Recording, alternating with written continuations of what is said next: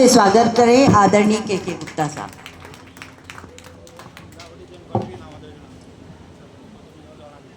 निःशुल्क भोजन वितरण संस्था द्वारा आयोजित आज के इस भव्य कार्यक्रम में उपस्थित हम सबके आदर्श सम्मानीय विधायक फूलचंद जी मीणा साहब, उनके बगल में ही बैठे हुए समाज सेवी कहूँ या दानवीर कहूँ सम्मानीय निर्मल जी, मंच पर बैठी हुई वो शख्सियत, वो ताकत, वो ऊर्जाएं जो निश्चित रूप से आज हम सबको प्रेरणा देने के लिए उपस्थित हुई है, और मंच के सामने उपस्थित शहर के सभ्रांत नागरिक बंधु, मातृशक्ति, युवा साथियों, प्यारे बच्चों, इस संस्था को चलाने वाले सभी महानुभावों, मैं आप सभी का दिल की गहराइयों से बहुत बहुत अभिनंदन और स्वागत करता हूं।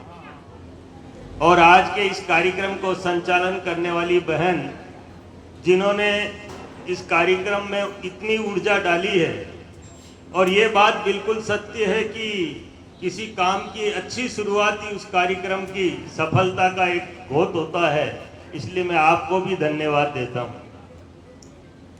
जहां तक सवाल है आज के इस कार्यक्रम का, जो सम्मान समारोह में भी आप लोगों ने बदला है, ये एक संदेश है आम जन के लिए कि गरीब को अगर निःशुल्क अगर भोजन उपलब्ध कराया जाता है तो इससे बड़ी सेवा देश और दुनिया में कोई नहीं हो सकती।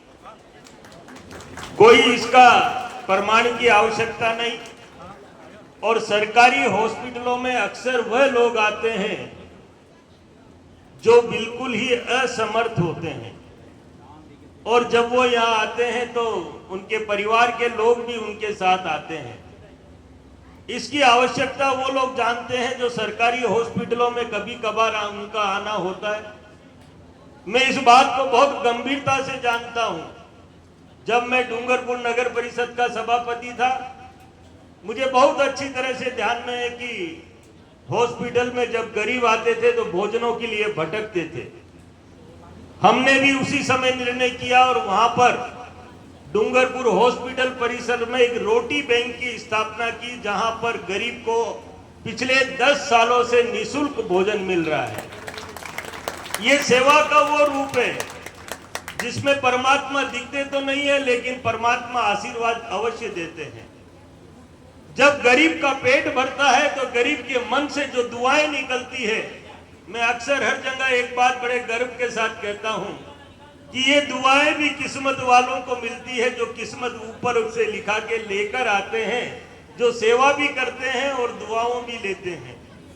साथियों, हमने जब रोटी बैंक की स्थापना की थी तब हम जानते थे कि शहर की स्थिति अच्छी नहीं थी, लेकिन यह सत्य है कि भगवान दिखाई नहीं देते, लेकिन अगर किसी की आस्था और विश्वास अगर किसी देवी देवता में है तो उनका आशीर्वाद अवश्य मिलता है। और ये प्रत्यक्ष मैंने देखा है। इस डूंगरपुर की धरा पर जब हमें काम करने का अवसर मिला तो हमने केवल रोटी बैंक ही नहीं, हमने शहर के जितने भी देवालय मंदिर थे उनका जीर्णोद्धार किया, जिससे देवता प्रसन्न हुए और गरीब को जब भोजन मिलता था तो गरीब प्रसन्न हुआ, उसकी आत्मा प्रसन्न हुई। और उसी की बदौलत मैं आज ये मानता हूं कि डूंगरपुर ने देश और दुनिया में अंतर्राष्ट्रीय स्तर पर जो मान और सम्मान प्राप्त किया है, उसमें इसका सबसे बड़ा योगदान है। सत्य को स्वीकार करना पड़ेगा। सत्य बोलता नहीं है लेकिन दिखता है। जो सेवा करेगा, ईश्वर का आशीर्वाद उसके ऊपर सदैव बना रहेगा। ये बात मैं बहुत अच्छी तरह से जानता हूं। साथियों, कभी मैंने सपनों में भी नहीं सोचा था कि एक छोटी सी नगर परिषद का सभापति पद पर मुझे भगवान मनोनीत करेगा, और जब मनोनीत करेगा तो इतनी शक्ति और ताकत ईश्वर देगा कि आज देश और दुनिया में जहां भी जाता हूं तो बड़े गर्व से कहता हूं कि डूंगरपुर से आया हूं। लेकिन साथियों, मैडम कह रही थी कि आप डूंगरपुर से चलकर आए हैं। मैं आपको सबको बताना चाहूंगा कि मैं डूंगरपुर में नहीं, आजकल उदयपुर में रहता हूं। और अभी राजस्थान सरकार के यशस्वी मुख्यमंत्री ने मुझे पूरे राजस्थान की स्वच्छता का ब्रांड एम्बेसडर बनाया है। 31 जनवरी को मेरी नियुक्ति हुई और 2 फरवरी को मैंने अटैची गाड़ी में रख ली थी। राजस्थान के 41 जिलों में कल यात्रा करके और कल ही वापस उदयपुर लौटा हूं और पूरे राजस्थान में पूरे दावे और विश्वास के साथ कह सकता हूं कि राजस्थान की 309 निकायों में स्वच्छता के डंके बज रहे हैं। समय लग सकता है, जोरदार तालियां। समय लग सकता है, ईश्वर के घर देर है लेकिन अंधेर नहीं है। हमने सत्यता से, ईमानदारी से राजस्थान के यशस्वी मुख्यमंत्री के संदेश को घर घर तक पहुंचाने का प्रयास किया है और उसमें भी हमें ईश्वर की कृपा से सफलता मिल रही है। ये बात जरूर है कि हम उदयपुर में काम करने में सफल नहीं हुए, लेकिन मैं पुनः से आप लोगों को विश्वास दिलाता हूं कि उदयपुर में भी माननीय फूलचंद जी मीणा साहब के नेतृत्व में हम निश्चित रूप से उदयपुर में काम करेंगे और उदयपुर को भी इतना स्वच्छ और सुंदर हरा भरा बनाएंगे जिसकी कल्पना उदयपुर वासियों ने कभी नहीं की होगी। मैं पुनः से इस संस्था के सभी पदाधिकारियों को पूरी तरह से दिल की गहराइयों से और यहाँ बैठे हुए हर एक व्यक्ति की तरफ से बहुत बहुत बधाइयां और शुभकामनाएं देता हूं और ईश्वर से कामना करता हूं कि आपकी ये सेवा निश्चित रूप से प्रत्यक्ष अप्रत्यक्ष रूप से आप पर आशीर्वादों की बरसात होगी।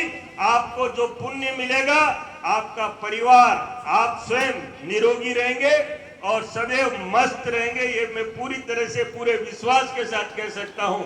पुनश्च आपने मुझ जैसे साधारण व्यक्ति को यहाँ बुलाया और जो मान सम्मान आदर सत्कार आपने दिया है, मैं सदैव आपका ऋणी रहूंगा और पूरे विश्वास के साथ विश्वास दिला सकता हूं, जब भी कभी भी मुझ जैसे व्यक्ति की संस्था को आवश्यकता होगी, मैं सदैव आपके लिए पूरी तरह से तन मन और धन की तरफ से, तीनों तरफ से सदैव तैयार रहूंगा। मुझे किसी आवश्यक कार्य की वजह से जाना पड़ रहा है, मैंने माननीय फूलचंद जी मीणा साहब से स्वीकृति ले ली थी और पुनः से आप सबसे स्वीकृति लेकर मैं जा रहा हूं। बहुत बहुत धन्यवाद, बहुत बहुत आभार। जय हिंद, जय भारत। और आप सभी से निवेदन, एक बार सच्चे भारत माता के सपूत होने के नाते एक बार इस पवित्र धाम पर भारत माता की जयकार लगाकर अपनी उपस्थिति दर्ज कराएं। भारत माता की, भारत माता की। धन्यवाद। बहुत सुंदर। और गागर में सागर भरना इसको कहते हैं। और आदरणीय गुप्ता साहब ने कहा जगदीश मंदिर की घंटियां 5 बजे सुनते हैं और आजकल स्वच्छ भारत का इरादा कर लिया, हम 5:30 बजे हमें ये धुन सुनाई देती है। बहुत अच्छा लगा आप पधारे और आपने जो उद्बोधन दिया हमारे लिए बहुत ही संदेशपरक है, लाभदायी है। बहुत बहुत शुभकामनाएं।